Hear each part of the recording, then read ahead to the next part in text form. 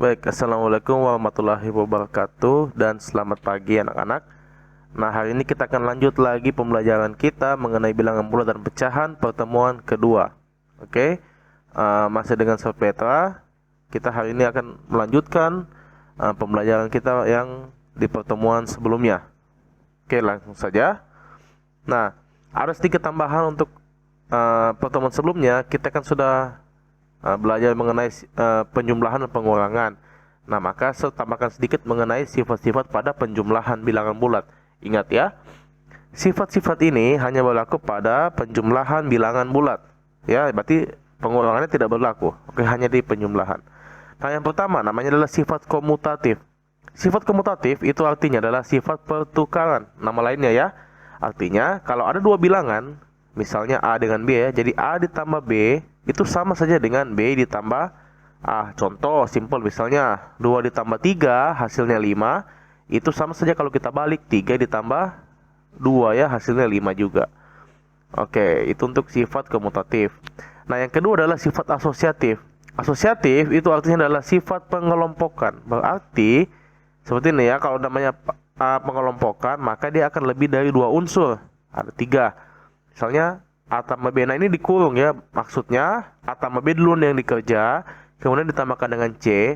Hasilnya itu nanti akan sama saja dengan A ditambah B tambah C. Nah ini dikurung, berarti ini yang dikerjakan duluan. Sama saja ya. Oke, untuk memperlihatkannya mari kita mencoba. Oke, misalnya, nah untuk yang bagian mari mencoba ini, silakan kalian kerjakan di buku masing-masing kalian. Ini nggak perlu dikumpul ya. Tidak perlu dikumpul, cukup kalian coba saja di buku kalian. Nah, tentukan hasil dari 25 ditambah negatif 15 dan negatif 15 ditambah 28. Begitu seterusnya ya. Coba bagian A, B, dan C. Nah, kalau yang di sebelah kiri ini hasilnya ternyata sama yang dengan di sebelah kanan, maka sifat komutatifnya benar. Oke, bagian A dan B itu menggunakan sifat komutatif. Bagian C itu menggunakan sifat asosiatif. Silakan dicek sendiri ya. Kita lanjut. Nah, kita setelah belajar mengenai penjumlahan dan pengurangan, kita belajar mengenai perkalian dan pembagian bilangan bulat. Nah, perkalian dan pembagian bilangan bulat itu mirip seperti perkalian dan pembagian yang biasanya di bilangan asli yang kalian pelajari di SD. Hanya saja pada bilangan bulat ada dua hal yang harus diperhatikan baik-baik. Nah, ini saya sudah kotak. Ini adalah hal yang paling penting ya. Jika tandanya beda, tanda ini maksud tanda bilangan ya. Ingat, tanda bilangan itu ada dua, positif dan negatif. Maka kalau tandanya beda, maka hasilnya akan memperoleh bilangan negatif. Sedangkan jika tandanya sama, maka hasilnya akan menghasilkan bilangan positif. Sekali lagi, ingat baik-baik kayak gini ya. Cukup dua hal ini saja yang diingat. Oke, kita coba ke contoh soalnya. Yang pertama, misalnya tentukan hasil dari 6 dikali negatif 8. Oke, perhatikan 6-nya positif, 8-nya negatif. Maka tandanya pasti beda. Nah, kalau tandanya beda, maka menghasilkan bilangan, iya, bilangan negatif. Maka hasilnya adalah negatif 48. Dari mana 48? Ya, 6 kali 8. Oke, bisa paham sampai sini? Kita lanjut ke soal yang kedua. Negatif 10 dikali 7. Oke, 10-nya negatif, 7-nya positif. Tandanya beda. Kalau tandanya beda, maka hasilnya adalah bilangan negatif. Nah, tinggal dikali 7 dikali 10 adalah 70.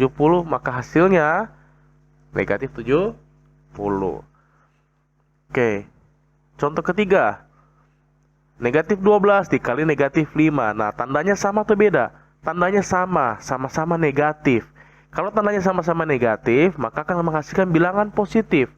Nah, caranya tinggal 12-nya saja dikali dengan 5. 12 kali 5 adalah 60. Maka jawaban adalah positif 60. Jadi ingat ya, kalau tandanya beda, menghasilkan bilangan negatif. Kalau tandanya sama, menghasilkan bilangan positif. Seperti itu. Oke, kita lanjut ke contoh untuk pembagian. Mirip ya. Nih misalnya 84 bagi negatif 7. 84-nya positif, 7-nya negatif. Maka pasti menghasilkan bilangan negatif ya. Tinggal dicari 84 bagi 7. 12. Oke, jadi jawaban negatif 12. Oke. Sama untuk contoh di bawahnya, bilangan yang berbeda tanda menghasilkan bilangan negatif. Kemudian yang tandanya sama akan menghasilkan bilangan positif. Baik, kita lanjut. Nah, selain pada penjumlahan, ada juga sifat-sifat pada perkalian bilangan bulat.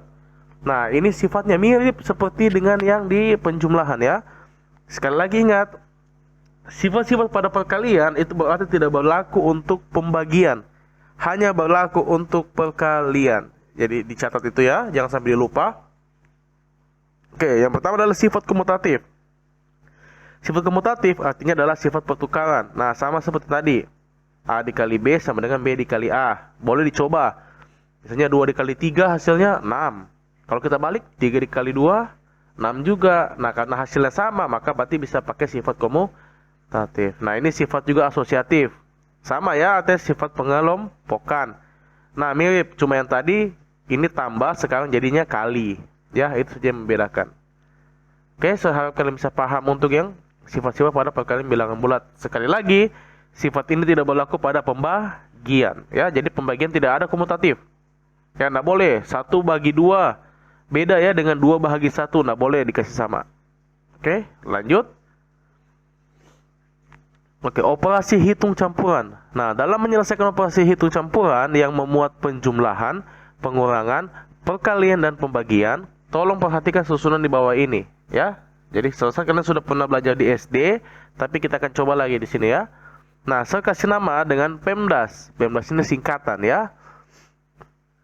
Nah, ini artinya P itu untuk parentesis. Parentesis itu artinya adalah tanda kurung. E itu untuk eksponen atau pangkat bilangan. M dan D itu untuk multiplication and division, artinya perkalian dan pembagian. Dan A dan S-nya itu untuk addition and subtraction, yang artinya penjumlahan dan pengurangan. Ini adalah urutan tertinggi ya, urutannya, kastanya ya. Jadi artinya dalam mengerjakan operasi hitung campuran, yang paling awal diutamakan adalah yang dalam tanda kurung. Setelah dalam tanda kurung, yang kita kerjakan berikutnya adalah yang mempunyai pangkat. Kemudian di bawahnya, setelah mempunyai pangkat, kita dahulukan lagi untuk perkalian dan pembagian. Ini setara ya, tidak ada yang lebih tinggi. Perkalian dan pembagian itu bisa kalian kerjakan bebas. Mana mau yang kalian suka di luar, mau perkalian dulu baru pembagian, atau pembagian dulu baru perkalian, sama ya. Dan yang terakhir adalah penjumlahan dan pengurangan juga sama, kekuatannya sama, kastanya sama, tingkatannya sama. Kalian bebas mau mulai dari penjumlahan dulu atau mulai dari pengurangan dulu, bebas ya. Oke, kita coba ke contoh.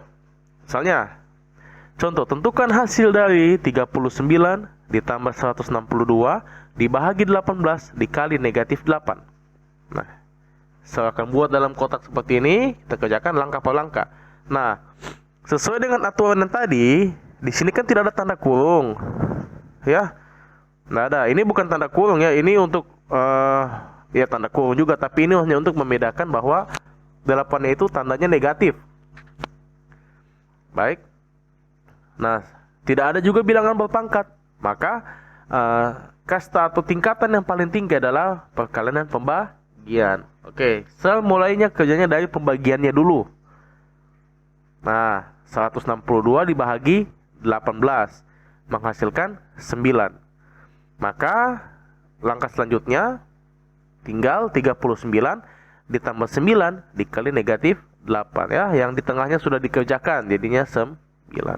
Oke, sekarang tinggal penjumlahan dan perkalian. Sesuai tingkatannya, maka perkalian duluan.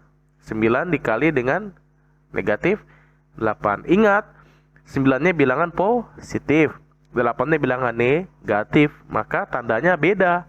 Kalau tandanya beda, maka akan menghasilkan bilangan negatif. Hasilnya adalah ya negatif 72. 72 diperoleh dari 9 dikali 8. Maka yang ini tadi berubah, tinggal jadi negatif 72. Akan tersisa 39 ditambah negatif 72. Oke, saya rasa kalian bisa jawab ya. Sama seperti soal yang di materi sebelumnya mengenai penjumlahan, maka hasilnya adalah negatif 33. Oke. Nah, sekian dulu pembelajaran kita pada hari ini. Ini saya kasih soal latihan buat kalian di rumah ya. Jadi tolong Untuk soal latihannya, kalian tidak perlu menulis soalnya.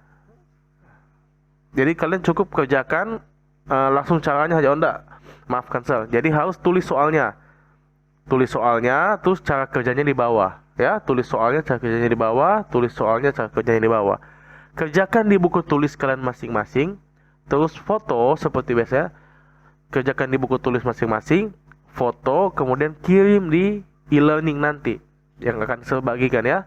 Jadi sama seperti yang sudah saya peragakan di PLS, materi PLS mengenai cara mengumpulkan tugas, sama seperti itu kalian kumpulkan tugasnya di e-learning dalam bentuk foto. Sebisa mungkin jangan dikirim lewat WA, nanti takutnya hilang. Jadi sebisa mungkin dikirimnya melalui e-learning. Nah, link untuk mengumpulkan itu akan muncul saat jadwal matematika sudah mulai. Ya, misalnya matematikanya mulai jam 10 pagi. Kalian bukannya jam 7, kalian nggak bisa kumpul tugasnya ya. Kalian bisa kumpul nanti setelah jam 10 pagi sesuai dengan jadwalnya.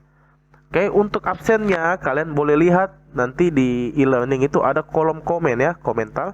Silakan tulis di situ saja. Jadi nama, kelas kalian, dan tulis hadir. Cukup situ saja ya.